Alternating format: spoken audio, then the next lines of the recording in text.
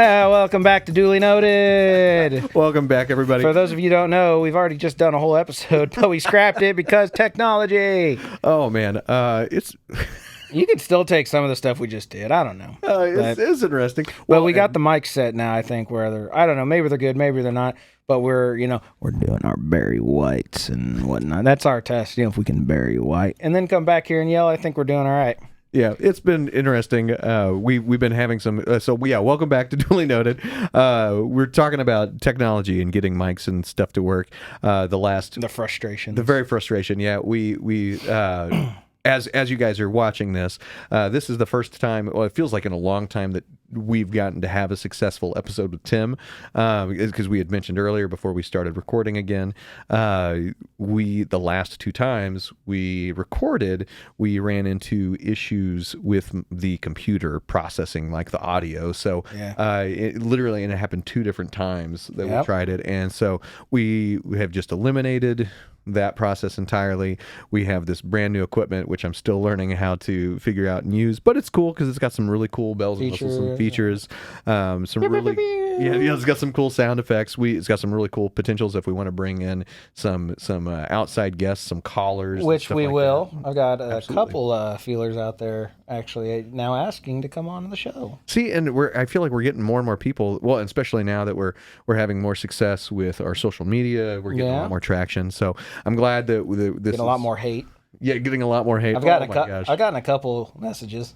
Have you? Like I don't know if they're directed at me, because I feel like when you're doing a thing, you enter even if you're music or doing whatever, you enter this realm of when they see your clip, no matter how underground or how low on the totem pole you are of success, they're still just raging at what you said, not necessarily you, but you're a part of it. It's like a weird thing because that Pantera clip I uploaded, I've gotten a couple messages, and thankfully the nice young lady who said that to me actually commented on the video. Well, so it's even right there in the black and white text. Well, I mean, and going back to so we got this new software where it like takes up our long form podcast videos and it chops it up into like clips and stuff. And I learned, talking about like hate, I learned really quickly that you really have to just scan and preview your things before you post them. Yep. We had talked about Nintendo on an episode, and you were wrong. I was. Oh my gosh! So and they told you the funniest thing happened. So previous episode we were talking about Nintendo and their online platform, how you can get a lot of the N64 Nintendo ES games, and I had stupidly said, "Oh yeah, you can get every Nintendo game on the platform in their Nintendo online store. Blah blah blah blah. You can get Pokemon. You can get all the Zeldas. Blah blah blah blah blah." And it's a subscription based. It's great. You can't. I said I wish they'd let me just buy the digital download, but they've got it all online. And that was not wrong. That was not right at all. I posted that clip and told them, or posted the clip of how I was, frustrated and wished that they would let me buy my games instead of doing the subscription base. But the internet came after me. When I tell you this clip went viral, they said, "Oh my gosh, I've never seen a guy be so confident and be so wrong at the same time." And within, it had to have been 3 minutes. Yeah. I had 60, 70 comments. Wow. And they were all gunning for me. And there was like a couple where they're like scum Nintendo or whatever. That's not nice. Yeah, so I mean, but that they were being hateful towards them. Yeah. But then most of them were just like dogging on me, like, "You're so dumb, dude. Oh, You're no. so dumb." And I was like, I delete. That's not nice. Yeah, the internet bullied me and I didn't like it. First day. Yeah. Like, "Welcome to the internet. Yeah. Have a look around." Yeah. Do you know that song? No. No, there's a comedy special on Netflix you need to listen to. Okay. Bo Burnham's Inside. Okay. It takes you back to COVID. So he literally did a comedy special, which I don't know. Do you know who Bo Burnham is? Uh-huh. Yeah, he's an internet YouTuber. I knew him way back in the. Because he started as a YouTuber making fun of music. Yeah, really early, and then he started making a name for himself as a comedian, and the summer of 2020, when COVID happened, he made a special from quarantine in his house, like entirely. So, but he did it over the course of 6 to 8 months. So you saw him starting out in the like COVID and like he was like, well, I'm doing this project, blah blah blah blah, and over the course of 6 to 8 months, you see his mental state just deteriorate, and you just see him spiral out. And the songs are funny. It is incredibly real, and it like I remember Jenny and I watching it. I think it like released in January of 21, so like it was still like pretty fresh of COVID times. And I remember we got done and we just cried and held each other. Yeah, from a comedy special. Whoa. Yeah, that dude's an artist. Yeah, dude. I mean, Legit. he's so funny. I really think Bo Burnham. Not to make you sound more smart than you are, Bo, but I think you're like a savant in at some level. I think you are. You're an intelligent dude. He's quite the intelligent guy. Yeah. You're funny. Well, and he makes a lot of really compelling songs in his comedy special. There's one song that's called "This Is How the World Works." This is how the world works, and it's talking about capitalism and corporations and like basically the rich people manipulating the lower class to get richer. A good piece of fiction. Right, yeah, that's not true at all. You guys definitely get your money's worth for sure. But yeah, no, he's got some good insight. But anyway, I'm getting all depressed here talking about all of this reality. Don't like that. Well, I mean, I didn't mean to like bring it down, but we were talking about frustrating and stupid technology not working. And if there's anything more frustrating, it's reality. Oh gosh. That was insightful, Tim. I'm gonna go cry myself to sleep now. Oh my god. Oh, it hurts. Oh my lord. Anyway, I'm wearing overalls. Yeah. Yeah. Change the It's 6 degrees outside. That is very funny. It is very cold. Well, and we -10. It was -6 earlier. Well, last Sunday. So Tim now works at which I don't know if that's.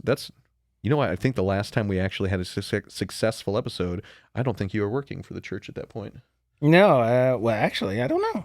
I don't know that you were. I don't know. But now I don't want to think about that because that sounds sad. Yeah. That means it's been that long. More reality. More reality. Don't like there it. goes reality.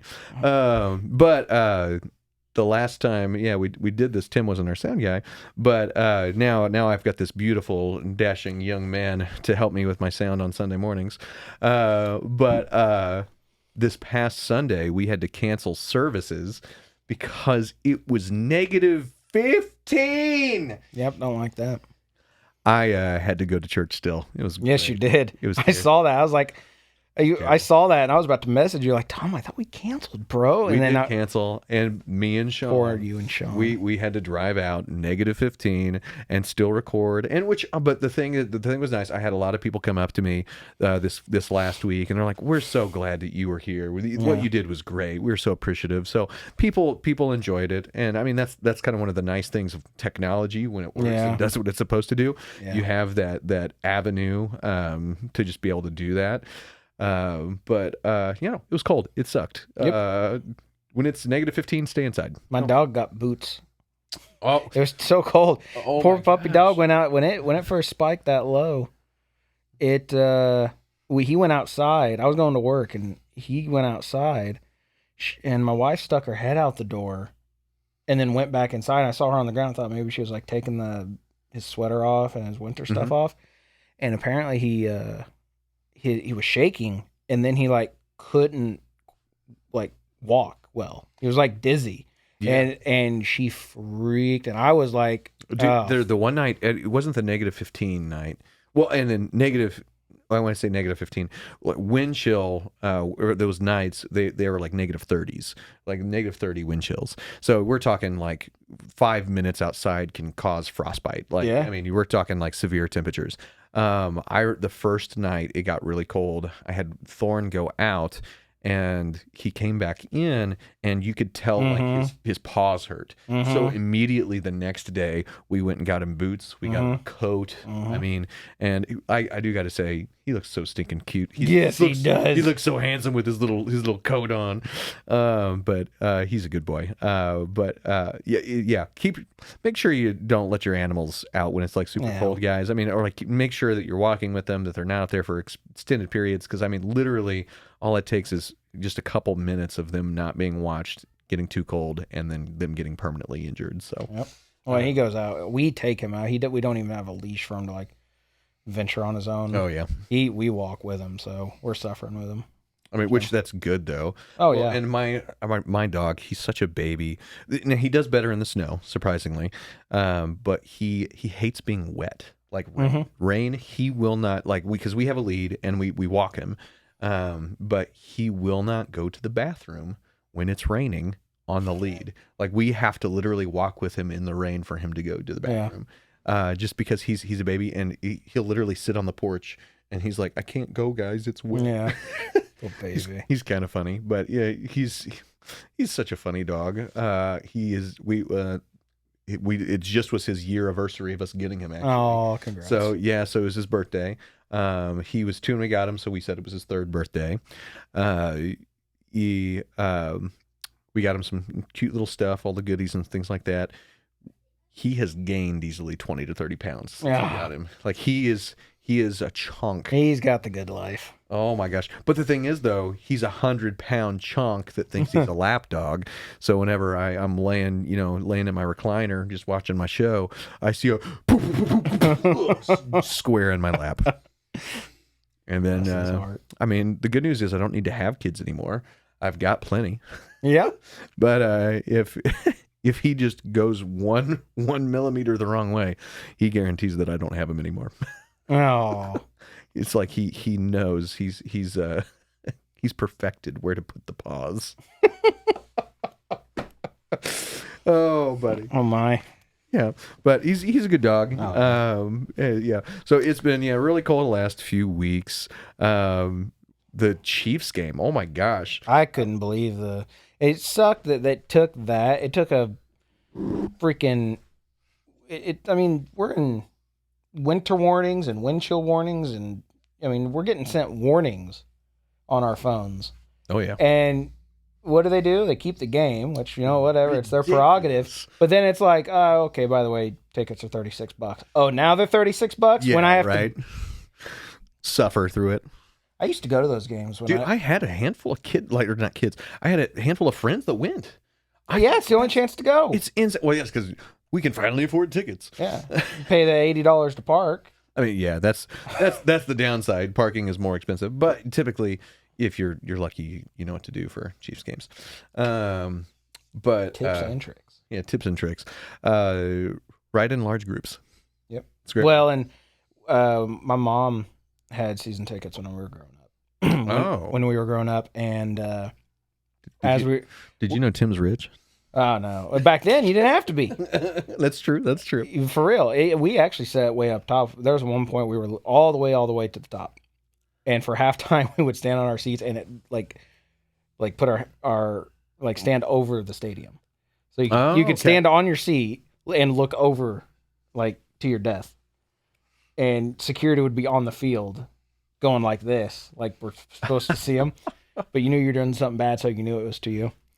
There, and then we would, over the years, we would slowly move down. I like up there, but Chiefs games in that weather sucks.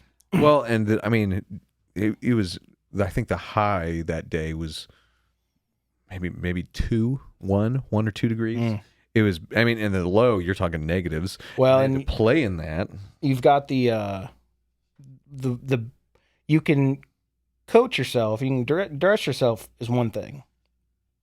But the concrete sucking the heat out of you is what does it. Because you'll stand there and then that concrete will suck the heat out of you. But I mean, even the conditions though, like, I mean, you saw there were so many things about that game that it came back and just the conditions blew me away.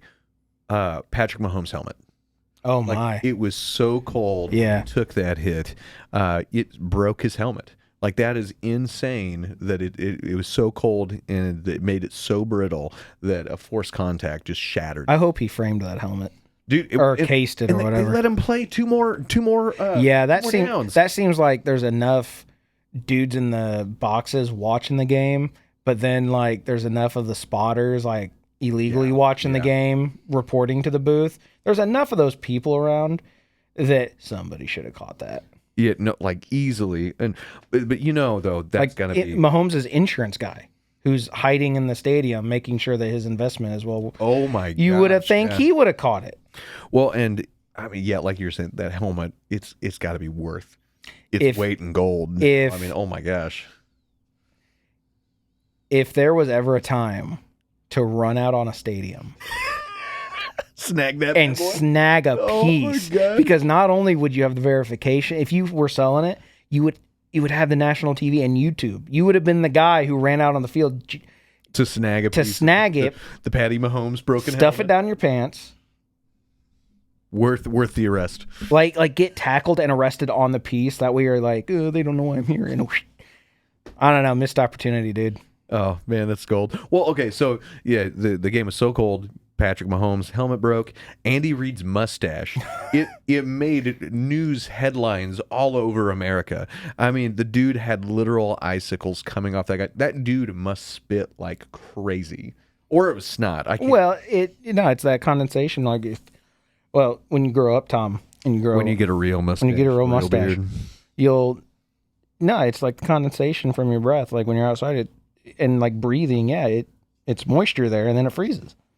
That's ridiculous. And then his job is talking, so I think that's insane though. Like to just look at it and just see. I mean, an ice wall. He had icicles coming. I don't know. How tough would that be though, to be like staring down the other team, just breaking off icicles and throwing them down? You want to come and be boy? As think you're man enough. Sharpening your own weapon. Oh my gosh, dude, that whole game was just insane.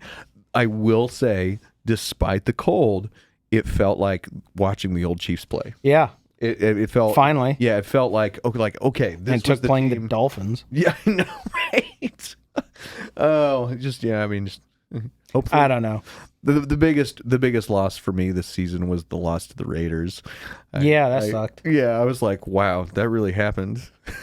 Which, not to dog on Raider Nation, but I will. Yeah. I'm not a Raiders fan, and I just honestly I thought the Chiefs had that in the bag, and apparently the Raiders came in strong, and Chiefs were. As much as I hate the Raiders, I will say I have an equal untrust for the Chiefs in positive situations. Oh yeah. I don't know if that makes sense, but when the Chiefs are up and everything looks good, a professional Chiefs fan will sit there with their arms crossed going, that game ain't done. It's true. Because we're both ways. The Chiefs on that side where it's like, no, they're up 20 points. Not give them time. They can screw it up. Or it's the other way where you're down 40 points and you go, hey, 15 minutes left, give them time. Well, and I mean, like, how many times? I mean, the Chiefs made a name. I mean, they haven't done it as much over this last year or so, but they made a name for themselves being the comeback kings. Yeah, absolutely. Like, and it always happened during the last quarter, and it gave me the worst anxiety. Last 8 minutes. Oh my gosh, it was terrible to watch, and that's every time it's an AFC championship or a division game, which we're here now. Yep. So now I'm like, start taking the meds. Yeah. Well, and I don't know if I told you this or not. I think it was you know what? It was about this time last year. We were talking about Super Bowl champs. Yeah. Because the Chiefs won the Super Bowl. But the previous AFC game, the championship game, I was sitting with my family, and I was sitting there, and they waited until they did their comeback thing the last quarter, like they always did, and my Apple Watch started yelling at me, and it's like, hey, your heart rate went up a lot, but you've been inactive for the last like 10, 20 minutes. Are you okay? And I just every single AFC game, and whenever they go to the Super Bowl, it's very nerve-wracking. Like it's difficult to be a Chiefs fan at times because of literally the anxiety. Not sponsored by Buc-ee's, but sponsored by Buc-ee's. I can, yeah. Not to change the subject, but did you say No, you, I don't own a Stanley Cup. Not that I hate. You get cup whatever you want. You know, you can get whatever you need. that's not a Stanley Cup. That's a. I don't know. I'm not gonna say they don't sponsor us. Not yet. But that logo. That logo. Everyone needs to know about Buc-ee's. Well, I was gonna. I think everybody does now. At this point. Well, I mean, now in Missouri they do. Well, I was going to ask, have you made or do you have plans to make the pilgrimage to the Buc-ee's in Missouri now? I don't have plans. I have loose plans. I want to go. We kept making the plan to do it, but then it was like New Year's. It was Christmas, then it was New Year's, and it just hadn't happened yet. I wanted to get up there because I wanted to get a picture because they would have had Bucky there. Oh yeah, with the mascot. And I wanted the mascot. I wanted to get a picture with my Bucky's tattoo with Bucky. That would be legendary. Or have Bucky autograph it. Do you think, like, I guarantee you could like talk, like probably call their marketing department sponsorship, get some money from that. From the tattoo? Yeah, I bet you could. I don't know. And you know what? I don't even want money from it. Now, I know I like money. He's don't such hate a money. loyal supporter. He's like, don't worry about giving me money. I'll just support your brand for free for the rest of my life. Well, it's got DC on there too. They never so. But to be fair, they gave us. We're sponsored. The Hemlock guys. Yeah, Hemlock is sponsored by DC. So very true. Very true. So, but you know what? I take that back. Bucky's giving me money. Well, and for someone that, like, for everyone that doesn't know Tim, Buc-ee's, if you don't know Tim and you happen to watch this, this man is probably one of your biggest endorsers, talking about a Texas gas station chain, You sound like my wife. And but the thing is, you've told me, it's not just a gas station, it's an experience. He's such a loyal, avid supporter. It's like my avid love for Star Wars. But yours is the little otter from a gas station. It's a beaver. Beaver? Oh, uneducated. Sorry. Let's talk about the 5 reasons why you're stupid right now. 1, you're ignorant. 2, you don't even know Nintendo, apparently. 3, it's a beaver. And 5... Not even going to say number 4. Oh, man. Love you, Mom. Thanks for watching. Nah, you know what it is? I don't know. It's just cool. It's Ice Cube Buc-ee's. That was the inspiration. I listened to a lot of NWA and Dre and Ice Cube and stuff like that. And me and my wife are big Ice Cube fans. So it was on tour, and a buddy of ours was giving us the shop for the day. Yep. Kind of thing. And so we were coming up with ideas. And it's like... Ooh. Is this new? You've seen that one. I Have thought. seen that? I don't know. I don't think I've seen that. Well, it's by coincidence. I'm wearing the shirt as well. Yeah. That's my Freight Train Rabbit Killer tattoo. No, I haven't actually seen the tattoo. It was on the last show. Oh, was it really? So you don't even watch your own show. It was on, but you didn't show me the tattoo. We didn't talk about it. It was like this the whole time because I even saw it. I was like, that tattoo looks cool. he's like, dang, I look good. I do. I am my first, my last, and my everything. No, That's dope. That's dope. Thank you. This was actually the last one on tour, so I got that one first on the 2-month tour maybe, and then we took like 3 weeks off. And we did the other month, the next month after that, and I got that one. I'd forgot what the talk was, but I've been wanting a freight. I figured I would do a Freight Train Rabbit Killer tattoo at some point, which was actually going to go here. But then I was like, well, I had another. I can't remember what the other idea of the tattoo I was going to get, but I was like, you know what? I was in the shop and Jared, our other guitar player, was getting a Nitro tattoo, and I just started looking up Freight Train stuff. I was like, okay, no, I got to do this now. So yeah, that's my Freight Train Rabbit Killer tattoo. Dang, that's cool, dude. I'm actually wearing a Freight Train Rabbit Killer shirt. Well, heck yeah. See, and I am an untainted canvas at this point. Are you gonna get tattoos? Yes. What tattoo will you get first? I have a lot of things that I would like to do, and I've got some youth students that are saying they want to become like tattoo artists. So nice. Part of me is like, do I see how good your skills are and like let you become my first tattoo? Or like that's gonna be in like 15 years, 20 years. Yeah, I'll probably be dead by then.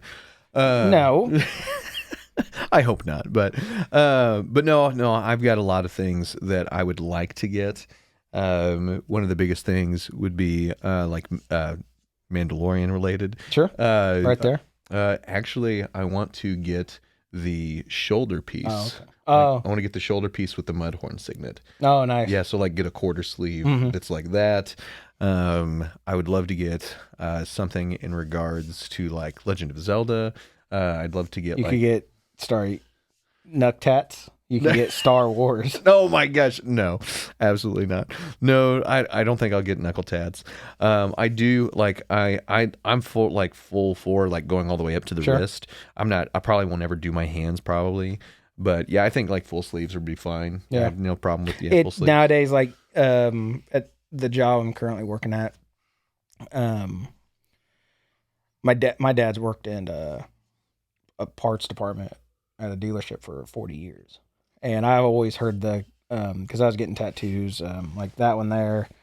I've had this for probably the longest time, but because it's there, my dad always told me, he was like, well, if you ever got a job here, or that, so they make the salesman. If you have tattoos showing, then you have to wear, no matter how hot it is, you have to wear a long sleeve shirt to cover that up. Wow. I'm learning a lot of car dealerships. The founding of it was very old school, like, which nothing wrong with that by any means. But I do know times are and have a change in. Yeah. And I mean, I see full sleeve dudes all the time, and I even see some hand tats, and I'm just like, I mean, what I do is like, I'm not in the public eye much anyway. And I got, it's like, But the culture's changing. Like it is, and I mean, and I don't want to like ostracize a generation by this comment, but a lot of the boomers, the tattoos was a stigma. sure, If you got tattoos, you were a criminal or a drug dealer or something like that. you got them And in prison. Yeah, you got them in prison. Like they looked down on you in society. Sure. But now, I mean, tattoos are so readily available, and there are still some cultures. We're talking about like America here specifically, like because I know in Japanese culture, like if you get a tattoo, you're typically associated with a gang. Typically, I don't know if you knew that or not. I don't know that. I mean, I do know Yeah, it's the Yakuza pieces. I do know that there are pieces that are in specifically for Yakuza. in Japan. If you have tattoos, you are to cover them. Really? Because if you don't, they associate you with a gang. Oh, I didn't know that. Yeah, they associate you with gang. And that's accurate. Like that's Yeah, that's real. And like you can like literally like watch content creators that have tattoos. They'll go and they will cover up their tattoos. Yeah. Because they like that's the culture there. Interesting. So yeah. So you it's know what? kinda- I need to add. Well, I actually need to ask the Hemlock guys because they've been to Japan, and I wonder because they're always. well, touring, like if you're touring and just going through, I think it's probably different. Like, but if probably, you're there, like if you're living there and like they see you regularly, yeah, they expect you to cover those. I didn't know that. Yeah, it's kind of different. But like here in America, it's the stigma has changed. Sure. So the older generation, they still kind of see that they still see that stigma where they kind of look down on it a little bit. But the new generations, like Generation X, millennials, they look at it and they see it as a form of expression for their body, or it's like a form of art, which I mean I think it is. I think so. I'd have even gone as far to think, like, I don't know, if you want to sit through the pain of it, you deserve to have it. I would even, because I've thought about this. I was like, there's many things. Like, if I had a kid, like, I'd watch him to make sure, like, done lived right. But at 16, I'm thinking back, like, there ain't no reason I couldn't have had a tattoo at 16. Yeah. Well, and I mean, some people they almost think of it as therapeutic almost. Yeah. I mean, some people they just really love it. They love the sensation. They love seeing the result afterwards. But I mean, more and more employers, you're talking about how the old guys, they look down on it. Well, I mean, we're talking about, so here's a weird thing, talking about the church. Yeah. I went to this thing with a bunch of like pastors, and it was literally a coaching session on like how to brainstorm new ideas and do creative things, which is where the esports idea came from, which is kind of wild. But the speaker, head to toe tats, Yeah. sleeves, and he was a pastor. He was a Methodist pastor out of Florida, super cool dude, super chill, and he didn't care, and it was the cool thing about it was his view on like religion was he wants to be his full authentic self, Sure. and he didn't care in the room who saw that. So he had tattoos. He cussed. I mean, Oh, wow. I mean, like, yeah, like there were not to say that they're talking about like he asked the crowd and he's like, okay, where's my first F-bomb? And like we're at a church event and he's like, oh, we got Wow. one over there, and it was he kind of like celebrated it. So which was funny because some of the older pastors that were there, they're like, oh, I don't know about that, but just to see that this guy was so comfortable in his own skin, he was living his authentic life. Yeah. He's like, this is who I am. I'm not going to change it. I thought that I mean that was, it really had a sense of validation to it. I mean I thought it was cool. I like to think of it as if somebody goes as far to have the dedication to put something on themselves permanently. I mean, that's somebody I want to give the time of day to, depending on the. I mean, it also depends on the tattoo. Like me, I've got hopefully looks like a globe on my arm. It looks And pretty dope. for a certain reason, and it's going to get colored in, but it's like for a certain reason. And I've talked about these, like what all these these mean, kind of thing. You know what I mean? And then Yeah. it's like this. It's like what after I got Bucky's, Texans, it Changed for you. lit them Yeah. up, dude. When we were like, I was be signing stuff, and like this, and people, oh, thank you, and then when they get to this, they're like, they freak. So it's like it's the conversation piece, but like stuff like this is like. So do you think like it would warrant, like if I got a Casey's tattoo, do you think that would be like the Missouri be like, bro? Let me ask you, do you want a Casey's tattoo? I don't. I'm not as passionate about Then there you Casey's go. as you are about That's your Bucky's. That's your answer. You would I don't know, but it's also not just Bucky's. It's like if I just had the Bucky logo, it's one thing, but But it's this a is- twist. It's your Exactly. version of it. This is Ice Cube Bucky's. Yeah, and it looks so cool. Like you. I love the twist on it because it's. I don't want to say like, would you? You say it's Ice Cube. I say it's an iteration of you almost. Yeah. Well, and here's kind of my take on tattoos. My wife, she always she's like, if you want a tattoo, go get one. And I said, man, I want to, but I don't think I'm cool enough to get one. Yes. And she literally, she said, shut up. Your wife thinks you're cool. Yeah, she's Gross. like, you're cool. Shut up. Go get one. And I'm like, but money. How about this? I will. So you want the mud horn? Yeah, yeah. All right. I will think about paying for half of it. Oh, okay. If He's you think about it. promise that I get to go with you and we film it. Well, we film it for content, but we film it. I'd be down. We probably need to have this conversation with my wife. Make sure. She already said it's cool. Yeah, she According to what you said, she's fine with it. yeah, she'd be fine. Just like, all the guitars you buy. According to you. Now, I have slowed down. I have not bought a guitar since that lovely Geo over there. So that purple, the metallic blue chameleon thing. What's that, a Reverend? That Reverend, it's a trash Anyone that buys a guitar. Geo, anyone that buys a Geo does not need a Reverend. No, yeah, you know what? You're wrong there. I know I'm right. So I have a Reverend Flat I don't wanna Rock. talk about It's by far my favorite guitar. It's sitting over there. It's bright orange. I just had a Bigsby installed on it this last fall, and I absolutely love it. I know. It is my favorite guitar. It is amazing. It's a Tele with Filtertrons, and the Filtertrons all split, so you can split the coils on them. Yeah, the Bigsby just makes it even sweeter. And the Joe, shout out to Joe at Lanham's, set it up perfectly with that Yeah. Bigsby. I mean, it's nice. But yeah, it's one guitar that Tim has like drooled over ever since I've gotten it. It's probably the only electric that will go in my will when I die. Probably. Probably. Maybe. Yeah. You've already shown that you don't want it by taking pictures of it. So. Yeah, I had confided in Tim earlier. I said there was a moment of weakness. I did take pictures as if I were going to post it for sale. But then I immediately was like, what the heck am I doing? That's the stupidest all I thing. need. He's like, yeah. That's all the leeway I need. He's like, that's my chance. I just got to keep chipping away at it. He already promised that I was the first one that would get if I ever sold it. it. And I know how much you paid for it. So I will give you what you paid for it. No. You paid what I paid for it is what I paid for the Bigsby alone. I know. Actually, I tell you what, I got No, the 335 is my most recent guitar. Before that, I acquired an orange Telly, like Oh yeah, I saw that on one of your videos. Affinity. Is that the series? It's like the starter. Yeah. I wanted a Telly because we're in Grindstone, doing the country thing. I wanted Yeah. to try to lean the band a little bit to have those qualities to it because it's more. I'd say it's more getting into a rock band with some country elements, if anything. But when I joined, it was supposed to be a country band, from what I was told, and I loved that. So I wanted to get a Telly to get that snap crackle in there, and so I got, even with a cheap guitar, if you do it right, single coil, you can get that. Yeah, you get that chicken picking. Yep.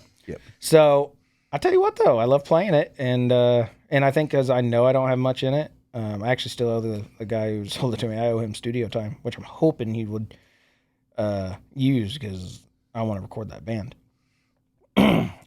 Shout out to the December. Oh, heck yeah! But I tell you what, I took the pick guard off. I don't know why, but I took the pick guard off so it's exposed, and then I put a couple stickers on it. I don't know why, but those stickers made it sound great.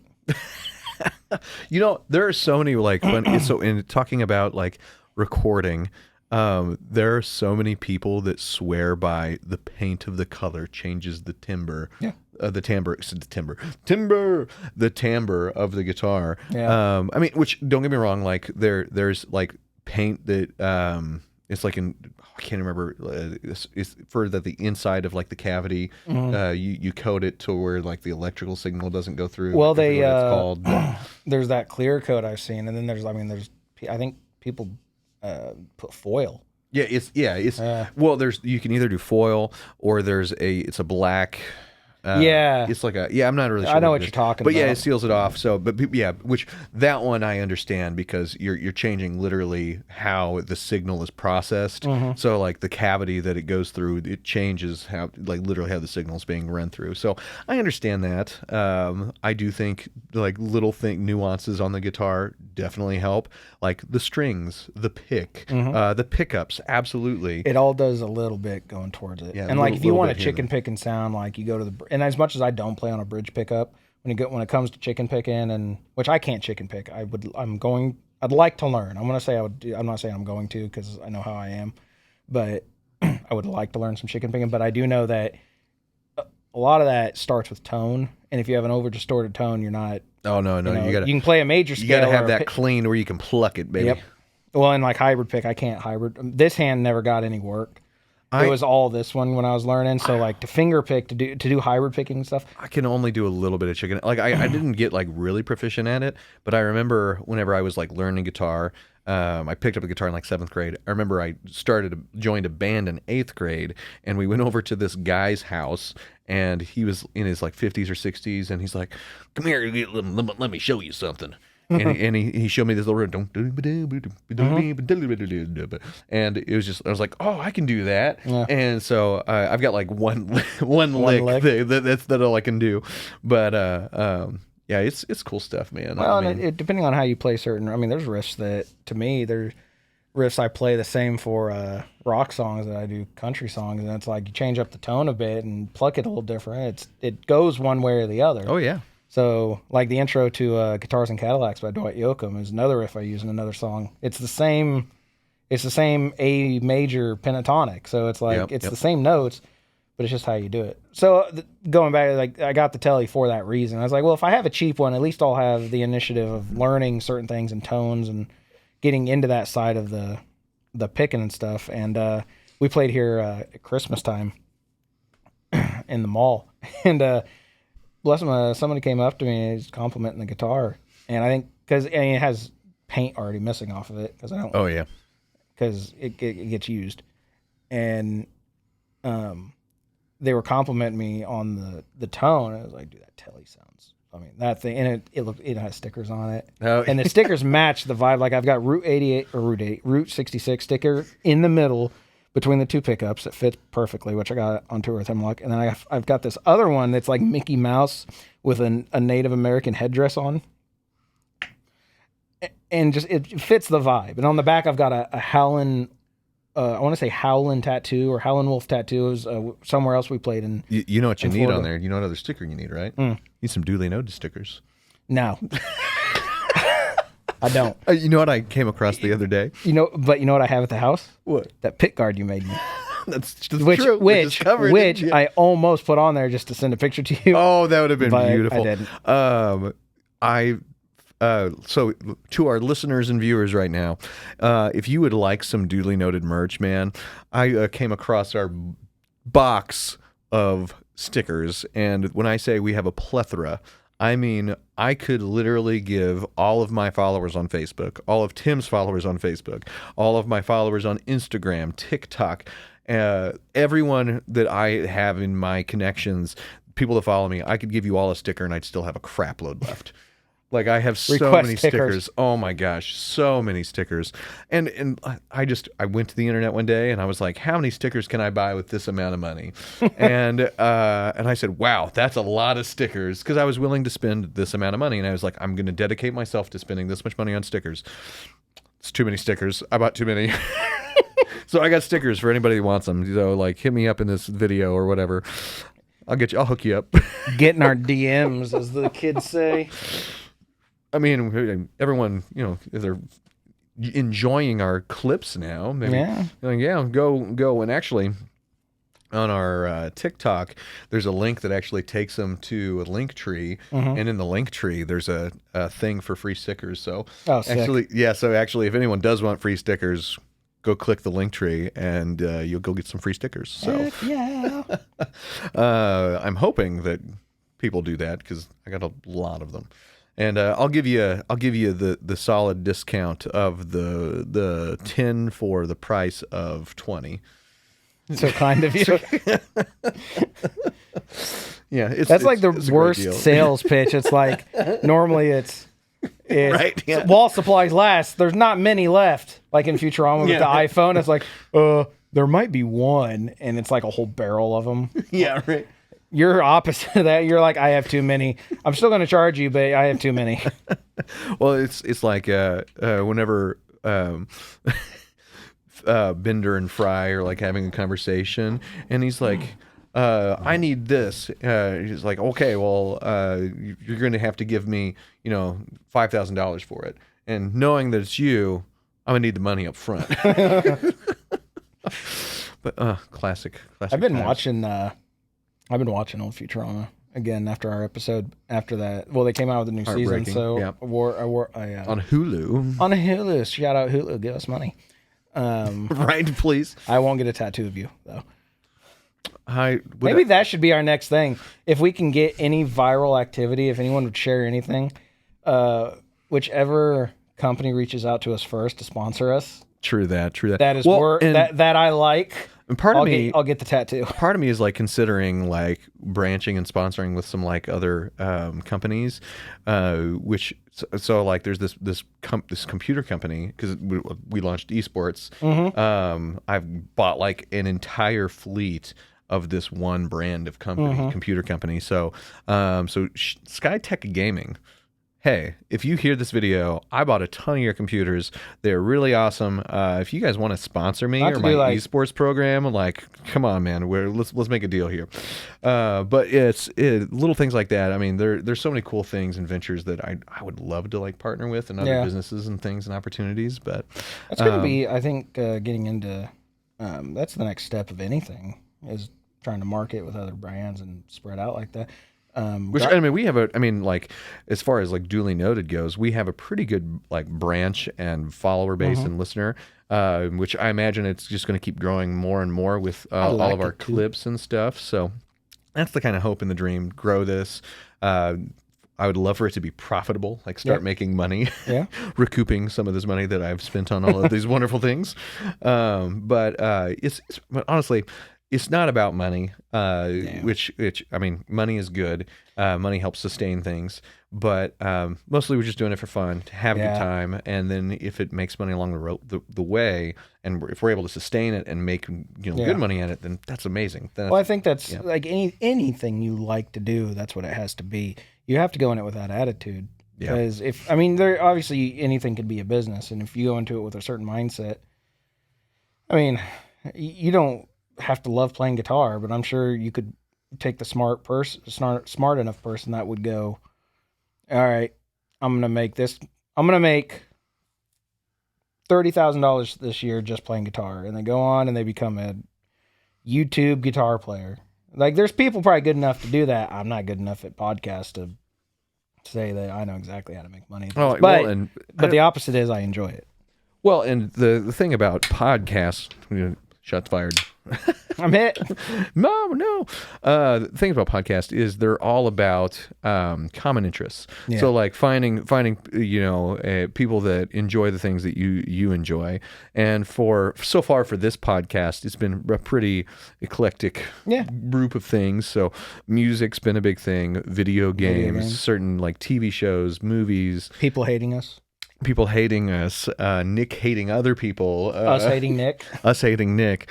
Which, you know what? True. I want to just pull up something just real quick to all of our beautiful listeners. My daughter made a wonderful, beautiful little just note for our channel, and it says, "To duly noted." From Ava. It's the sweetest little thing, and it looks the shape of an envelope.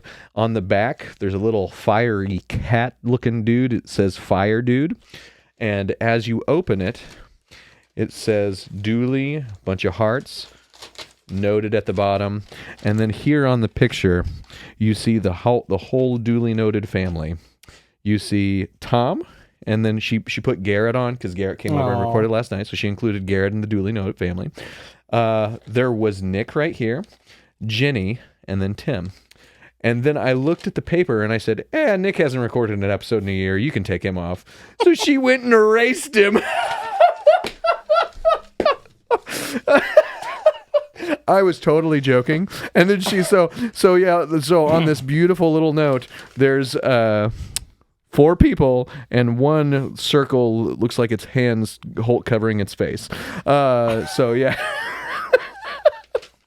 That is my beautiful 8-year-old daughter. She is so funny. And so that's just the funniest thing in the world. So Nick, if you're watching this episode, come back. No, go away forever. No, I'm kidding. No, we miss you, Nick. We miss giving you a hard time. It's kind of like that bit from Back to the Future where on the photo they start disappearing. Yeah. If he comes back, he'll reappear on the picture. It's like, wait, where's my daddy? Oh my gosh, that's beautiful. Oh, but it's been actually since our last episode, so many things have happened. I mean, yeah, the whole esports thing that I'm doing now. It took off big. It took off really big. They just did a news piece on it. Yeah, 2 news pieces on it. Did they? Yeah. Who else picked it? I don't know. I saw a news press now. They either did 2 of them. Did they do a video piece on it?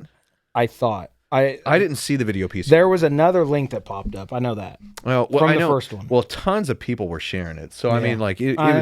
it was circulating all over the internet. So, which is really cool to have a passion project kind of go big, which esports in general is a cool concept. So to be able to create something like that is pretty cool. I'm hoping not to be self-centered. I'm hoping I'm able to pull some traffic from that into my own personal life. So maybe get some traction from gaming and stuff. Sure. I think it'd be really cool to start doing that. And Garrett, he was talking about which I don't know if I might just ask you now. Have you ever played the game Magic the Gathering?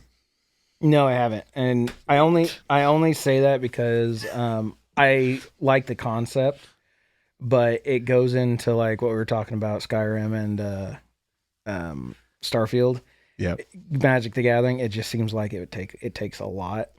If you start simple, because there's a lot of things to Magic. You don't have to know them all, but you just know and you just need to know enough to get you started, and then you just slowly build Branch out your yourself. vocab. Yeah. So it's really a basic concept, but it's the best way that I can describe it to people is it's a tabletop game or a card based game that makes you kind of feels like you're in the world of like D&D or fantasy a little bit. So, but yeah, so my buddy Garrett, he's a huge magic guy. So he wants to make some magic content. So like doing some like gameplays of us playing or doing some episodes just around the game. So, because we're giant nerds, in which everyone, whether you want to admit it or not, you are a nerd in your own compassion, your own capacity. It just depends on what you're nerd about. So, I mean, you can be a nerd out over athletics, like football, statistics, Star Wars nerdy stuff, anime, whatever it is. You can be totally nerdy about anything that you're passionate about. It's just don't be a jerk about it. Yeah. That's the best way. Because so many people love so many different things, and there's so many different communities out there.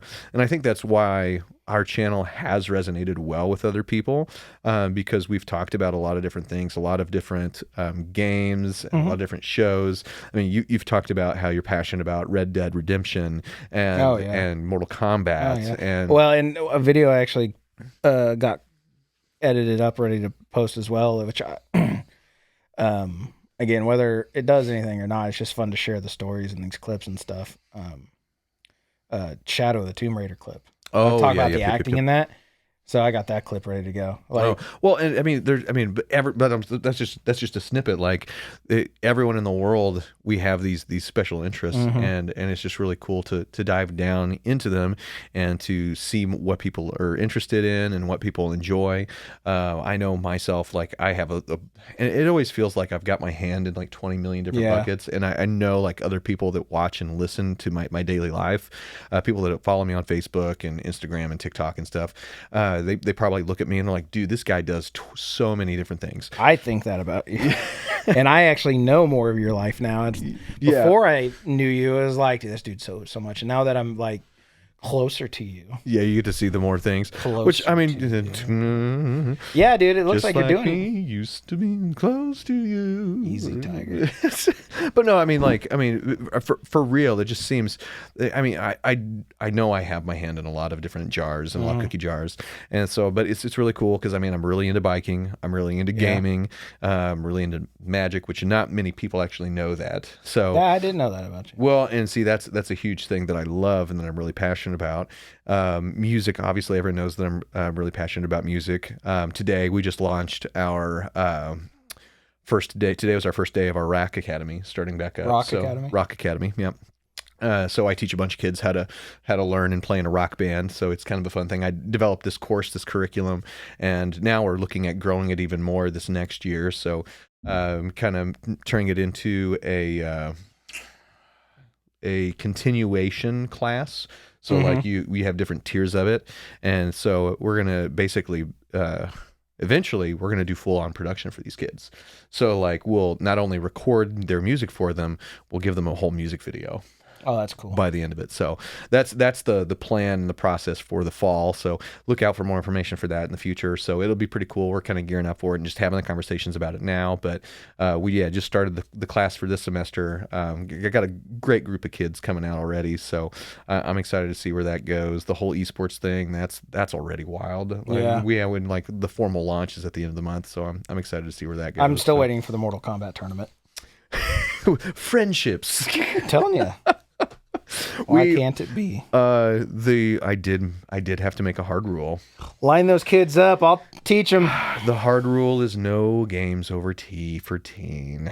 So there's no M-rated games, unfortunately. Yeah. So, but I did have someone ask me like, so what games you playing? And I immediately looked at him and said, oh, yeah, GTA.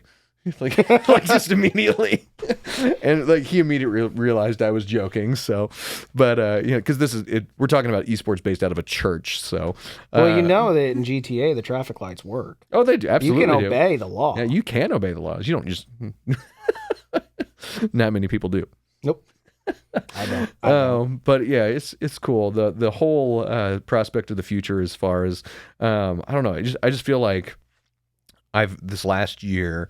I built up a lot of things that pushed like trajectory wise. So I think this year is going to kind of be the culmination of all those things So, and I think the way that it's going, we're getting a lot of traction. A lot of the things that I'm doing is getting a lot of traction. So I don't know, it just seems to, I don't want to say come full circle, or I feel like it's starting to come full circle. Yeah. I guess like it's feeding itself a little bit. So, so I mean, we're not getting paid yet, but who knows, man? It's just fun doing it, like you said. Yeah. Like I love doing this because this is now, it's like the majority of what I've been releasing lately is clips from this, and that's fun to do because you do that, and then Oh, yeah. you can throw in some of your own stuff and Well, and whatnot. I mean, we do such cool things, and like, not like I monologued and bragged about myself there for a second. That's just because those are the things that I've been doing, and it's kind of cool just to see the culmination of them happening. But like, you do so much cool stuff, like the bands that you play in. We've got Strangers in Paradise. We've got Monday's Child. We've got Elvis. We've got Grindstone. Yep. And then you've got your studio on top of that, recording all these different projects, getting to work with really cool artists. Yeah, that's been real fun. I actually did a thing for a movie here. Yeah, I saw that. That was That'll so cool. be fun. Well, and you did it with Ashland Ford. Yep. Yeah, I saw Ashland and Rhonda on there. Which is super cool. Yeah, super great family. Ashland is a great actor and musician. I don't know if you've ever heard her play or sing. I heard her sing. I played acoustic for her though. Oh, she's a heck of a musician. She is? I mean, she's good. I mean, it was effortless. Like, I mean, I know the song we did, and it was easy enough for me to do, and we knocked it out in 3 or 4 takes, and oh man, yeah, it was great. But I mean, and that's what I think is cool, seeing this next generation come up. And I started having this conversation, and I kind of want to get your input on something. I've started having these conversations, so I have like these big ideas, big dreams every now and then. I feel for us as musicians in our area, in the city of St. Joseph, we have a problem with the culture of musicians in the terms of drummers. What do you mean? Meaning there's not enough drummers to go around. I could see that. I have. What is your thoughts? I have. I'll say up there because I think I won't go into the competition side of it. For what I like to do, I'll say I have the best drummer in town. Yeah. So I don't know that problem you just said. But here's the thing. Because I already got it, so nobody... But in the 4 bands that you're in, or those 4 bands that I just listed. How many drummers do I have? He's the drummer for all 4 of them. That's one drummer. So that's what I'm saying. So but that's the problem we have. There's too many bands and not enough drummers. Well, I'll extend on that because I'll say this. I recently noticed there's a problem, which again I don't have that. Yes, you are 100% right. Well, you are 100% right on that. So this is my takeaway that I've felt and it's been over the last several years. It always feels like there is one, like every drummer you find, there's only a handful of the drummers, and they all play in 6 different bands. Yep. Yeah, and it's just like there's a culture of there's not enough drummers. Yep. So I basically went up to some drummers within the last week, and I'm probably going to go talk to Aaron, the owner of Lanham's here. How can we start creating a culture of like the next generation? Like, how do we get more drummers? Yeah, because like when they come in for guitar lessons, be like, offer you 25% more for your trade-in on your guitar for a set of drums. But like something like that. Well, and honestly, thinking more along the lines, this doesn't really, I mean, it affects me in somewhat of a manner because I'm always looking for a drummer, I feel like. Yeah. And it affects me in the way that everyone else is going to be looking for a drummer. So, you only have this small group to pull from, so it's really hard to lean into that. So the idea that I had, and that I'm going to kind of float it out there, is to maybe start a percussion academy of some kind. Nice. Do you even know who Brian Alford is? No. He is a phenomenal musician, phenomenal percussionist. He started this drum studio in town, and he did just some absolute crazy bomb stuff. And it went so successful, and he grew it so big, he had to move to Kansas City. And, yeah, now he does like a bunch of other things now. So the dude was crazy successful, but like trying to create that culture of like drumming within the scope of like St. Joseph, and like, hey, this is something that you guys can do, but like create a passion for it and get kids excited about it again. Because I think like some kids are excited about drums and percussion and stuff like that, but I feel like it's on the bottom of the totem pole at the moment. I want to bring it up if we can. Sure. So that's my hope and my dream for the future of like music in St. Joseph. But Well, and I've actually found as bass players, it's been that finding bass players. bass and drums. I'll say bass and drums. They almost go hand in hand. Everybody wants. I think guitar is where everybody like all of a sudden. I think unless you know you want to go and play drums or bass, you default to guitar because you feel like that looks cool. What's happening on stage? Well, and the people most front is the guitar player. I want to be the guitar player. Well, and that's where all the eyes gravitate towards. People see it. It's very appealing. Showboaty. I mean, narcissistic. It's the center. Well, you have guitar hero, not drum hero. So it's like, So I'm not saying that like there's no validity in drums. I'm just saying the way that we have cultivated a generation to really romanticize guitar, almost like oh, guitar's so cool. I want to learn how to play guitar. So, but you know what? I'll say this. I think it's starting to at least level out a bit because now not so much on bass. I think bass was some years ago. Like I'll say like 5 or 10 on the social medias. Nowadays, I think it's more. Because in guitar, you have the sweep videos and everybody doing their video. I think drums is about level playing field with it because I see so many drum videos with guitar videos. I'm not saying like drums in the mass world. I'm saying in our community. But I think lately I've noticed there's been an uprise on the drums. I will say, which I think will inspire. I agree because I follow a ton of drummers on TikTok, ton of drummers, and it's weird that there's one girl that I follow. I absolutely love her. Her name's Sunfire on TikTok, and she's famous for Toad voice. Toad voice, yeah. You know exactly. But she'll do like Slipknot and like all these, and then she'll sing it in a Toad voice, and like it's amazing. So, and she kills it. She's an absolutely phenomenal drummer, just first off, but then just the sense of humor and the personality that she brings in with it. So, that does inspire me. So, like like not just to play drums, but like to make content to see funny videos, like just the humor, the interaction. So, well, and it inspired me as well because you can't. I think going into this year, what's going to be more on the plate is putting stuff out there. I want to get the Mondays album finally done, and it's been pushed up on the priority list. I recently remixed and remastered one of my other band's albums. We're going to release that soon. I want to get the Mondays thing done. I want to do at least 2 videos for the Mondays album. Oh, that'll be killer. You know what I mean? Yeah. I know of a guy in town who I guess he just got a new house, so he's got a whole new green screen studio set up. And I wanted to for Mondays. I wrote a spaghetti western. Oh, heck yeah! I love spaghetti western. I love music. I love music with attitude. I love guitar music. That's why I started playing guitar. Yeah, right. Absolutely. That's where it starts. I'm not saying it's better than anything. I'm just saying that's where I started. And one of my favorite things is spaghetti western music because it. And I only learned this after loving it. It has such a guerrilla mentality because I learned that. The whole spaghetti western thing was off of the American Western, right? Okay. So you had John Wayne, you had a very, think of John, if you know, John if you know John Wayne movies at all, it's Howdy Pilgrim. Think of American Western, right? And then you had the Westerns that were done in Italy.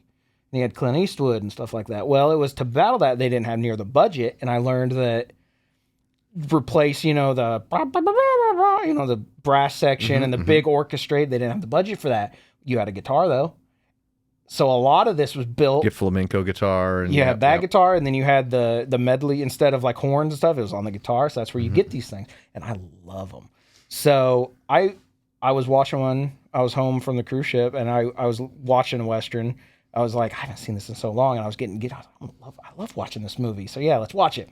I don't know, like waiting for the commercials on the streaming. It has to play 2 commercials. Oh yeah, I'll talk about streaming in a minute. It was playing 2 commercials in the start of your movie, so I had the guitar in my hand, and spaghetti westerns like country, your medleys up the neck and to the low strings, not the high strings. So it's like bum ba da dum bum ba da ba da bum ba da dum ba. You know, and the medley's there. So I was sitting there, I was like, I want a spaghetti western, but like, I don't know how to write spaghetti westerns. Like, what do I? And then all of a sudden, and I was like, oh, You got to get the whistle. yeah, Or I can't even whistle. Yeah. but like, Terrible but example. I found one. I was like, oh, so I started writing. So I wrote a spaghetti western, and we recorded it, and Heck it's yeah, ready to go. dude. And I have Heck I yeah. have the perfect music video idea for it. Okay. It's gonna be Get the gritty video. Yep. Like, it's gonna be a mix, dude. I can't wait. I can't wait to show you. I hope it executes well. But anyway, I want to do that. I want to do the music videos. I just want to I want to create, because I haven't done that. I felt like I haven't done that in too long. Where just take an idea, create it, and put it out there versus laboring over something forever. Like when we were doing the Grindstone album, I was building the studio. Mm-hmm.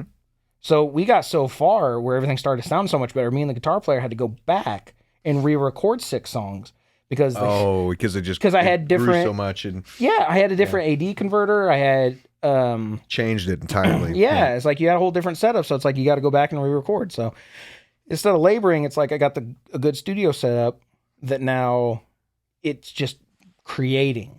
Well, So and you're saying something that like resonates really well with me because it was talking about all these things like culminating and kind of coming to fruition a little bit. But one of my big goals is to, and I don't know if this will be realistic anytime soon, but I want to be at a point in my life at some point. I don't know if it'll be anytime soon. It may take a year, may take 5 years, may take 10 years. I want to create more than I consume.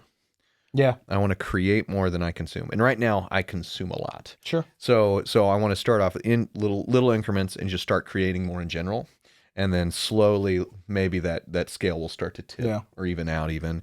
But that's my big dream for even just starting out for this year, just to create more things, whether it's content or music or opportunities or I mean, there's so many things. So I've got a lot of dreams. Yeah. We'll see what happens with them. Well, and I was listening to stuff. I did a video for Jimmy Page's birthday. Yeah. And it just amped me up because like I found these tracks without the guitar, played the guitar, and I thought they came out really well. Yeah. And I got pointed out that I played like 2 notes wrong, which is, I know I'm getting attention. Not a lot, but I'm getting enough that people want to come back and tell me I'm doing it wrong. But apparently, when you say something wrong or do something wrong, that's what makes you viral. Yeah, you got to screw up. Yeah. So actually, I played those notes. I actually played those notes wrong on purpose. Yeah. Oh man. But I tell you what, you're so confident and so dumb. Like. Yep. Yep. Thank you, internet, for allowing us to hate ourselves. Yep. Well, and you know what? It used to be something that, you do something, you put it out there, and you got judged on it. And then you do the next thing and progress and build. And all of a sudden you look behind you and you got, a 20-year career of, weird crap and screw ups and this and that. Like, dude, Albert Collins, I point this out to Brian because Brian, he gets very nitpicky. He has producer ears for sure. Oh, yeah, absolutely. And he's the guy I send stuff to and he puts the earbuds in and he listens for that. If that leaks through, he catches it. Well, I noticed after getting in that mindset over the Hemlock days and, you work hard and there's a standard, stuff like, so I'm listening to stuff now a little differently and being able to separate my guitar playing from the producer ears and listening. All right, well, I'm not doing this. The attitude's not getting there. I need to figure out what to do. And then I get in the other chair and I have that conversation with myself. Yeah. So, and I think I'm getting a lot better at that. Not necessarily creating better, but I'm getting better at producing myself better as well. Yeah. Well, Albert Collins, I noticed on we play a song in Mondays that goes over real well called "If You Love Me Like You Say." And in that song, in the the radio single, the hit, the whatever, dude drops his drumstick, or he misses the snare, one of the two. Or the high or something, because through the solo, it's out for like a beat and then it comes back in. And I'm like, that's what they chose to release? Nobody caught that? Well, I mean, or was that like, okay, whoever's managing Albert Collins, it's just blues, send them in there. You get 3, the budget is 3 takes. It better be good. Oh my gosh. And that was the best take. Well, But I mean, some people they make those mistakes and they leave them in the recording. So like, and they do it intentionally. Sure. So two perfect examples are "Good Riddance" by Green Day. Yeah. Da-ba-da-da. And Yeah. he cusses right there, Yeah. and he goes "Da-da-da-da," and he does it again. Yeah. Or the next one is James Blunt's "You're Beautiful." Oh, I don't know that one. I know the song. I just don't know what you're. Listen to the very beginning. Mm-hmm. He goes, "My life is brilliant," and then the song goes, and then he goes, "My life is brilliant," and he does it again. Ah. Yeah. So he came in too early, Ah. and they kept it. Now, do you think stuff like that should be go back and fixed, or do you think you just leave it as it is? I mean, it depends. I mean, artist discretion. I think it depends on what you're going for that album. If I want No, I'm talking like 5 years later. 5 years later, You're gonna do like a remaster or re-this. Do you? remaster. I don't think it matters as much because I think the source material is pretty important because it depends. Like if I'm going for something raw, I think that's more authentic. Absolutely. Absolutely. But if I'm going for a polished product where I'm making an album and I'm doing this intentionally and I've got it structured, I do not want those mistakes in there. So I mean, I think there's moments for. I mean, and this is one person's take on this. So there's no right. And I don't answer think to this. being littered with mistakes is like what I'm saying as well. It's like yeah. I mean, that's why. I mean, I think people call Jimmy Page a sloppy guitar player, and every right, I get where they're coming from. But like, there's medleys and stuff in there that I hear that's like I can tell he's just riffing and trying stuff out. But he has such a the studio. Dude he had such. I mean, well, he's a crazy guitarist anyway. I mean, just the voicings that he made for songs that he wrote. I mean, he was a session guitar player before the Zeppelin days. Well, I mean, but think about it. He wrote so many iconic guitar lines. Yeah. So I mean, it's just like. I kind of have this like inner battle. I think that certain people, and I'm not one to judge other people's work. So I know during my things, if it's what I'm trying to convey, that's where it matters. Is to me. So like, do I want to have it? Do I want to have chocolate or vanilla? Yeah. So that's not to say that one's chocolate or vanilla, but do I want to add some sprinkles? Do I want this in its raw form, or do I want to make it like a banana split? But I think it's shooting for perfection, and then little human mistakes like your finger slides across the string and harmonics a bit, or it just gets a little scratchy. Like those little things. Like sometimes those it creates more of an attitude in the riff than just playing it staccato perfectly and all that. Maybe it slips a little bit, but turns out it makes it a little better. But it depends on this. It depends. You know what genre has a lot to do with it, in my opinion. Because if I'm thinking bluesy hard rock like Zeppelin, I would think that makes it feel more authentic. Yeah. But if I'm listening to a metal song and I hear a mess up, I'm like, oh, that guy's trash. Oh yeah. Yeah. So I kind of see it as like a double-edged sword. Like I can see good and bad on that. Yeah. Yeah. Well, and I think like the argument on the blues rock side, which I don't much validate, is that's why the people call like all like the YouTube metal and people with their sweeping and like, they'll put if like the video is like if the Hotel California solo was good and it's a dude playing like sweeps and this like metal type solo. Have you seen the videos where it's like metal guitarist actually accidentally signs up for country gig or something like that, and you just see this guy here's like or a jazz gig or something. So the guy's playing like Latin in the background and it goes like he's shredding and stuff. But here's the thing about that is he knows the correct notes to play. It's true. And he plays, but here's the thing: he plays them all, and he's doing the sweep thing. He's doing that, but where's the half step slide in there? I think that's where the blues rock guys come from. But now, on that other side, I think the blues rock guys get a little lazy on getting outside the pentatonic. Not sound like Nick right now, but they get outside the pentatonic, and getting into like modes and stuff. And then all of a sudden, that's where this battle comes from, because they'll say, "Oh, you don't have any feel." I was like, "Dude, you play 5 notes, Dude, and you get them wrong half the time, but you're calling it like, oh, that's how I'm expressing it." But see, that's the origin story. So I have so many students that take with me right now, and they're like, "Tom, I want to learn how to solo." Yeah. And I said, "Okay, start with this pentatonic scale." Yeah. Like every note that you play, I said, start on this fret, play this pattern from here to here. I said, if you do not play any other notes, all of those are correct notes. Yeah. And then we learn on, and we go to pattern 2, then pattern 3, pattern 5. And I said, this is how you start. And they're like, really? Like that's, I'm like, this is all you got to do. This is where you start. Okay. And then you just expand from there. Yeah. Yeah. But people don't think, like music they make it more complicated than it is. Well, and those arpeggios I keep seeing on the video, to me, that's just an updated realm of that pentatonic. No, it's not a pentatonic scale, I get that, but it's an updated where it's just another pattern. Well, it's another pattern that all of those notes are correct. Exactly. So if you're over your jazz video, oh, that's awfully impressive. Yeah, so was the pentatonic, just ripping through that some years ago. It's like you can do that, but my thing is I like seeing people jump outside of their normal realms. Like I don't know. Never mind. I say that no, like those. Not to keep sitting on Zeppelin. I've been in the Zeppelin mood lately, and I've been loving it. But you hear the albums progress, and like you hear the acoustic work, you hear the medley work. Go outside of the Mixolydian hard rock thing.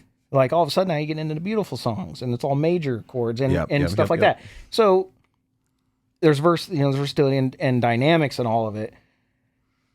And when I was in high school, all the metal guys with all the math metal and stuff, we called it. Oh, yep. It's like I can't listen to 10 songs of that, dude. And not saying not any of it. I love that stuff. Oh, see, I can't listen to 10. I mean, if you're in the mood, but even then, it's got to be a playlist of other people. Like for me, it just. Oh, see, no, I love listening for that style specifically. I love listening from an album top to bottom. No, I love that, but not 10 songs of the same thing. If they're sitting there, it's the same tempo. Oh, doom, yeah. Doom. Well, that's monotonous. That's boring. That's what I'm saying. Yeah. Well, I mean, you're not going to have a successful album if that's every single song you do. It's boring. But I've listened to I would say albums that are quote unquote unsuccessful mainstream wise, or haven't even touched that go leagues further above a lot of the pop stuff. I've given a pop album, whenever Spotify recommends, like, oh, this album's been released by so and so, and I was like, I never heard of them. Let's try it. You know what I mean? Let's see what's popular, see what's going on, and you get the hit, and then it's 9 songs if you're lucky. Sound just like of nonsense, and I'm like, they obviously didn't want anybody to hear. Well, but I mean, a lot of those artists, that's their break in song. So like that's how they. You still could have taken more care to the other 9. I know. That's just lazy. I know. Well, and that's how a lot of the big artists are now. You're doing it 20 years ago. It was like, we got the money for this song. Yeah. And then, okay, we'll let you have the other 9 that you wrote, and you can, but the producer's coming in and you're only doing the one song. And that, of course, that's the song that gets pushed, and that's the song people know you for. And then you got Wonderwall, and you can't escape from it. You know what I mean? Not saying Oasis didn't have other songs. I don't listen to Oasis, but I do know that their fans will. They don't just have Wonderful, and I respect that. But that's why you get something like Wonderwall, and you can't escape from it. I said maybe. I don't know. I know where you're going with this. But with streaming as well, you've got that's when you get. But you get with streaming. No, but with streaming, you don't even have to put out the the 45 anymore of the one song with the one on the back. You just put out the single, and that's all you got, and you make your money off it. And sure, that's fine too. I have nothing against that. But I will say I respect the hustle to the single. Sure, because the single is a great way to promote an album. But to me, I just like, yes, you're 100% right. I'm not knocking that. I just like, if you're going to release an album, put a lot of care into the album. Don't just release a song and then 9 pieces of crap just because you have to fill the time. Well, and most albums, they have like their hot takes, not their hot takes. They have their I guess, what do they call them? They're like the highlighted, starred songs from the album. Do you know what I'm talking about? Like if I pull up Apple Music and I pull Oh up, yeah, pull no, up no, an I know what album, you mean. I pull Like up an Spotify album. has like the top 5, Or of that well, artist like or of whatever. that album. Well, I mean, just of even the album, they'll say, okay, these are the 3 most popular songs from this album, so they have a little way to recognize it. So I will say, like, a single's a good way. Well, and I agree with that. well, and it's a great way to navigate people towards the album and to see the other songs. But I mean, people. I agree with that. Well, but the thing is, though, even before they launch, though, they do the pre-launch, they do the pre-download or whatever before they do it, and it's funny because like the songs are already starred, so like you know what the studio is expecting to be good songs, so they're like, Or what they pump the most money into, so they want their money back out of those songs. That's why I think that's why. So yeah, you see all of these albums with like pushed songs to say this is one of our recommended like top songs. Yeah. Like this album's not even released. How can it be a top song? So Yeah. okay. That's my youngest daughter popping in. She's like, I gotta use the bathroom, guys. Bless 'em. So yeah, we're actually probably in for about a little over an hour, almost hour 20 right now. So That's fine. We can go into part 2 because I'm not letting this go. The thing about, I think we're moving backwards in the far as the stream goes, because it's created an unrealistic expectation of some people of having multiple song albums and just realizing they've created like 9 of the same song and they don't have the confinements. This to me, the streaming has let people realize that you don't have the confinements you do, because you can easily just delete it and re-upload, especially with like DistroKid where you pay annually and you can do it as much as you want. I hate that, even though I'm about to do it. But and actually I didn't actually re-record or actually mess with any, so I just remixed and remastered, which that happens too. You can do that happened in the past too. I put in the time, I did this. I don't know, maybe I'm hypocritical about it, but here's the thing.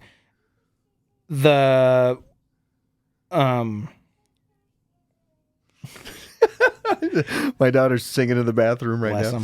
Oh gosh. Here's the thing: is like there's one band from Kansas City. I can't find any of their old music. Like you cannot find their old crappy videos. Their low budget, like when Nickelback was popular. They were very much in that realm, and you could tell the dude really wanted to be Slash. The solos weren't nearly as good, but he wanted to be Slash big time. So you can't find those videos. They're gone. And it's like, where's the like ownership of the music? You obviously had no you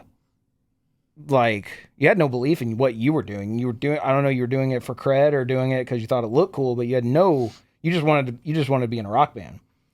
I guess whatever, you can do that too, but I just think there's just a little less. We're picking up all this on the recording. This is great stuff. The internet welcomed my 4-year-old daughter to the podcast. I have to go potty. That's a clip right there. Like I'm gonna tell you, that'll go viral. In-depth talks. Toddler has to go bathroom. But it was, again, as basically, it's like you used to put an album out, get judged on it, and you could either come back with something stronger or they were right and you fell. Going into that as well, I hate about streaming lately is music-wise was first. I thought movies were safe, but recently that wasn't even right. So music-wise, if you want to listen to Meatloaf, you can't listen to Bat Outta Hell 3 on Spotify. Why? I don't know. Arguments with producers. Now, on that album specifically, they had a lot of top songwriters and musicians on there. I don't know where it comes into play. Dwight Yoakam, for the longest time, couldn't listen to Guitars and Cadillac or Honky Tonk Man on his greatest hits. Why? I don't know. I'm not in the loop of the legal whatever, but you couldn't listen to 2 top songs by Dwight Yoakam on Spotify because of something. And then you can't listen to Bat Outta Hell 3, which I love that album.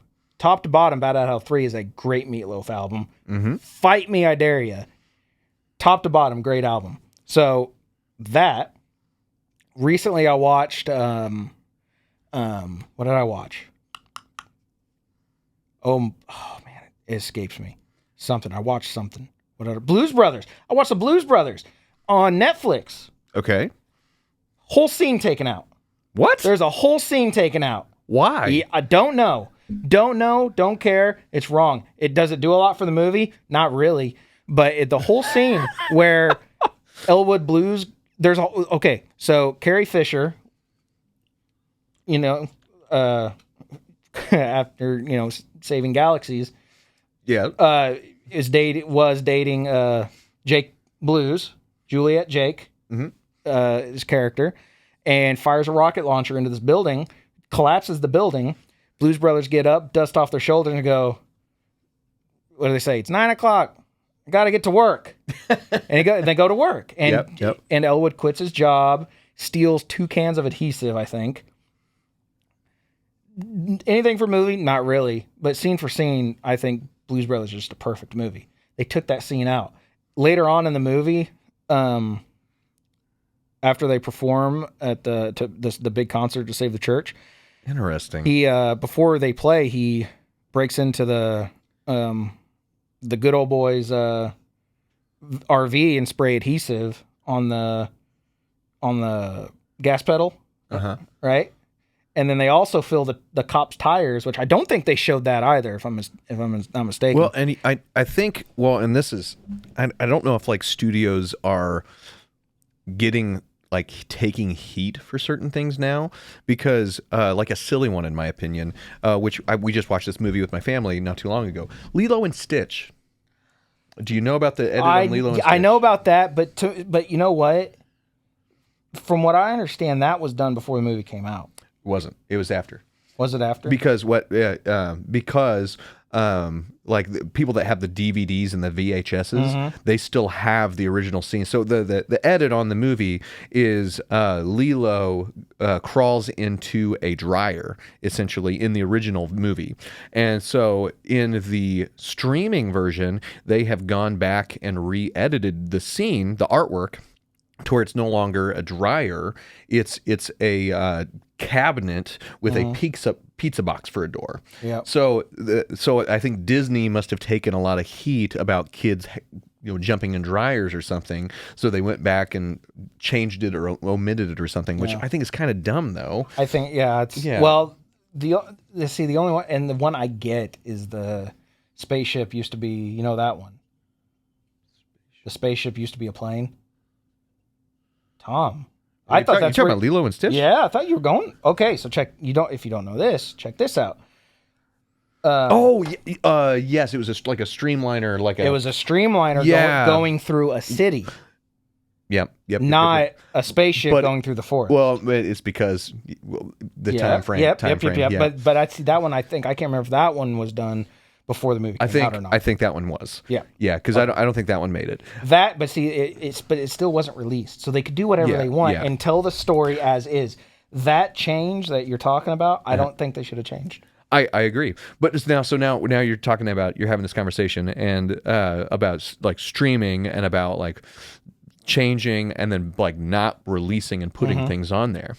But what if not? Now we're talking about the studios be the ones in control of that a lot of the part, but a lot of the times it's the artist. Sure. So like, what if Meatloaf is the one who didn't want that album out?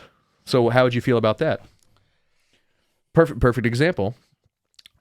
Tool's discography was not public. I remember for years. I mean, it's only come out within like the last 5 years. Sure. And so like previous to that, they had no streaming options. So the only way that you could get their songs was to physically buy their media. I don't mind that, and that might take away from my Meatloaf argument a bit. I still put the weight on. It just sucks that legal arguments it stops like an album like being streamed, like Meatloaf's Bad Out of Hell 3. If it's I don't know, because see, the only I don't think that would have been it though. That's the thing. Well, if Meatloaf didn't want it out, it's a valid argument. I'm playing like devil's advocate a little bit. Because and personally, so like Garth Brooks is the same way though. Garth Brooks, you can't get anything except on his. Here's the thing though, I kind of have a little bit of a resentment towards Maynard for not doing it sooner. Oh yeah, you'll have to pick up your wife soon. Yeah. So we probably will have to wrap up soon.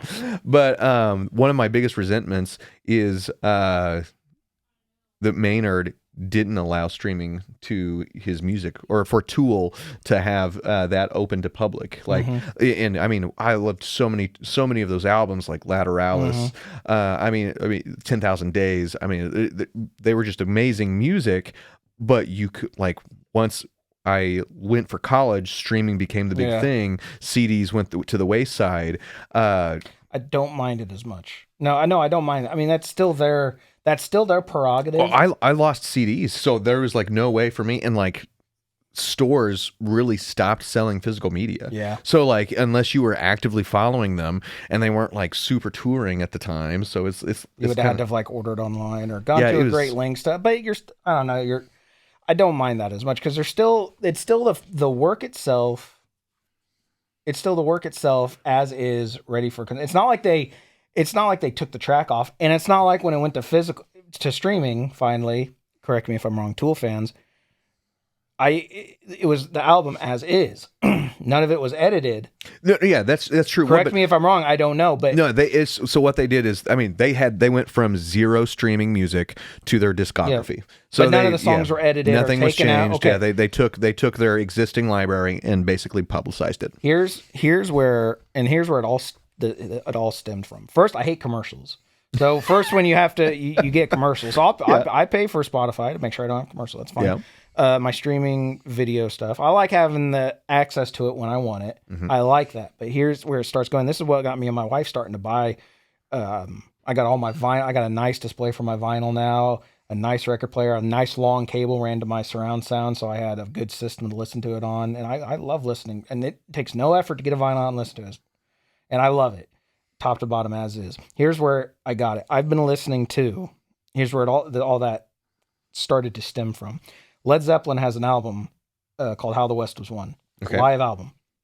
I've had that album since I was in high school. Sorry, I've been listening to that album since I was in high school because my history teacher loaned it to me. And I have just devoured that album top to bottom so much. I got it in college. I bought it finally. Like, are we talking like the vinyl itself? No. Just CD. A 3-disc CD. Okay. On that album, there is Whole Lot of Love. And it's about 20 minutes long. Because that's what Zeppelin does. They jam, Dazed and Confused is like 25 minutes long, 23 minutes long, whatever.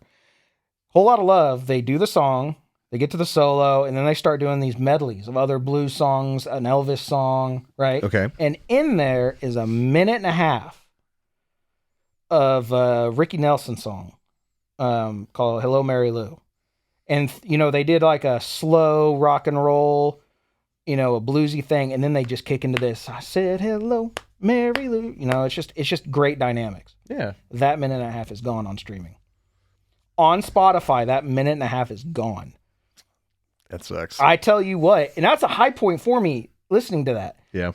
Why? Why is that minute and a half gone? I don't. Well, and so is it Ricky Nielsen's team? Whose lawyer was it? So you're talking up a storm. So sorry, I didn't mean to say you're talking up a storm. You're talking up a bunch of things where I now have I have an argument, and that things that I want to dive down the rabbit hole more. But I know that I gotta go. I was gonna say we need to wrap up here. So this is a good place to stop off and come back to next time, because I have some great ideas or some great talking points about this. So send them in a message. So we don't forget them. Well, this episode will go out public. So this is a great. I thought this was a great episode. I mean, I thought so too, especially after we restarted. Yeah, we restarted. Hopefully your phone filmed it all. Yeah, we. I think I can see in the TV there that it's still going. Flowing, so yeah, we had an interesting start to the episode, but yeah, now it seems like it came. Good episode. So.